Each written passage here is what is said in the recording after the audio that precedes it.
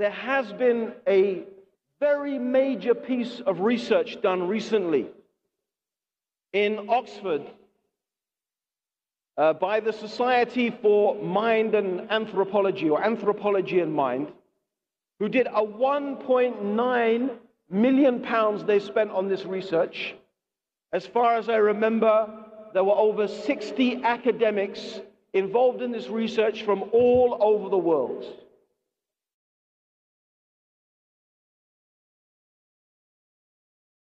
So this was a major piece of scientific research in the realm of human psychology and anthropology.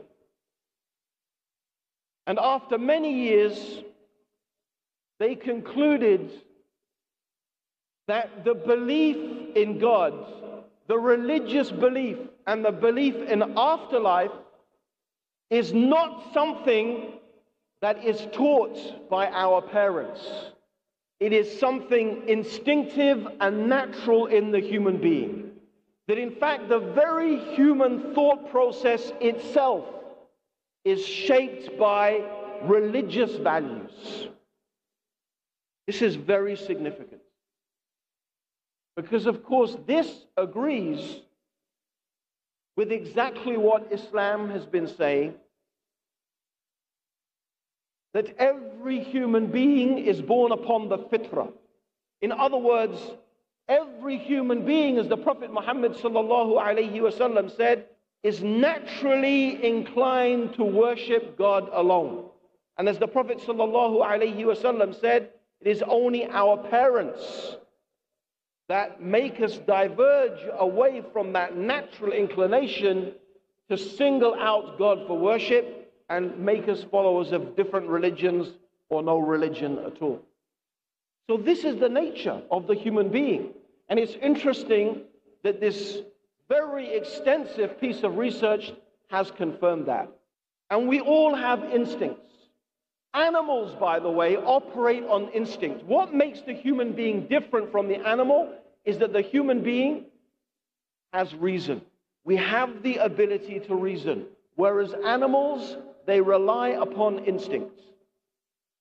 And we have also what we call reflex action. So, for example, if I pick up something that is hot, mashallah, not Quran, but something that is very hot, I don't have to think. There's no process in my brain saying, this is very hot, I must drop it. No. You do it instinctively. You drop it instinctively. This is a reflex action. This is something that is not rational. This is just something that is part of our intrinsic makeup. In order to keep on holding something hot, you have to train yourself. You have to learn to bypass your normal instinctive, which a human being can do. We can learn to bypass those reflex actions and force ourselves to hold a hot coal. This is unique to human beings. Consciousness. That ability to use our mind to override our instinctive reactions. However, this instinct is there. And the belief in God is instinctive. What is the proof? What is the proof of this? It's very interesting that one of the, what we could call the high priests of atheism, Richard Dawkins, was recently on a TV show, and he was being interviewed. And he was saying in this interview, you know, most Christians, they don't know anything about their Bible. They just don't know about their book. So the interviewer said, okay, that's interesting. You believe, Mr. Dawkins, you're a big fan of Darwin, aren't you? Of course, yes, Darwin's very important. Could you tell me the full title of his book, The Origin of the Species? And Richard Dawkins started going, oh God. He said, oh God. So he found that this atheist, or this renowned atheist, is being put in a difficult situation. He doesn't know the answer, and he ends up going, oh God, like, oh God, help me, what am I going to say? And this is a guy who says he doesn't believe in God.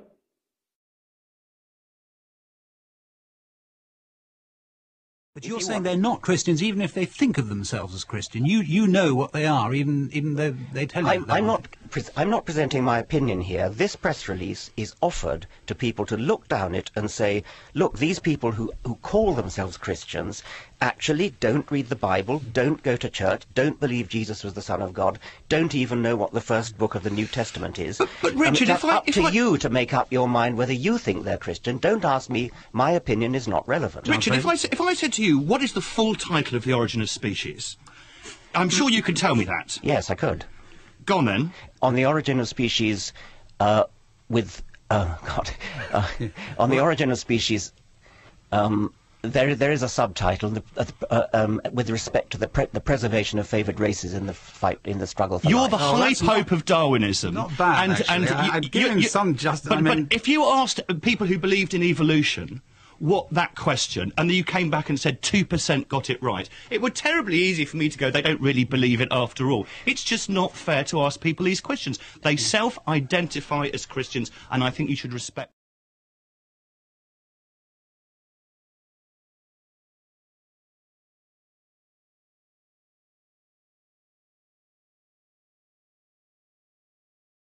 Who says he doesn't believe in God? And actually, this is instinctive. This is instinctive. Allah gives the example in the Quran. Allah gives the example in the Quran of those people who go on a boat. And they go on the boat expecting to do trade and expecting to buy and sell. They go onto this boat, and when they go out to sea, there is a great storm. And Allah describes in the Quran how the waves are coming over them like the roof of a tent. Can you imagine? Huge waves crashing down on top of you. Now, for a bit, the human being will think, okay, the boat is going to save me. The boat is well built. The boat will save me. Or maybe they think the captain will save me. But when the boat starts to disintegrate, to break apart, and the captain gets washed over shore, what do? What do? They start calling upon the Creator. They start saying, oh God, help me. And when they say, oh God, it is not the point, the name is not important. Whether they say God or Allah or Huda or whatever. No, the name is not important. It's the concept that is important. What are they calling to conceptually? Conceptually, in their minds, they are calling upon the being which they know instinctively has power over everything in the universe.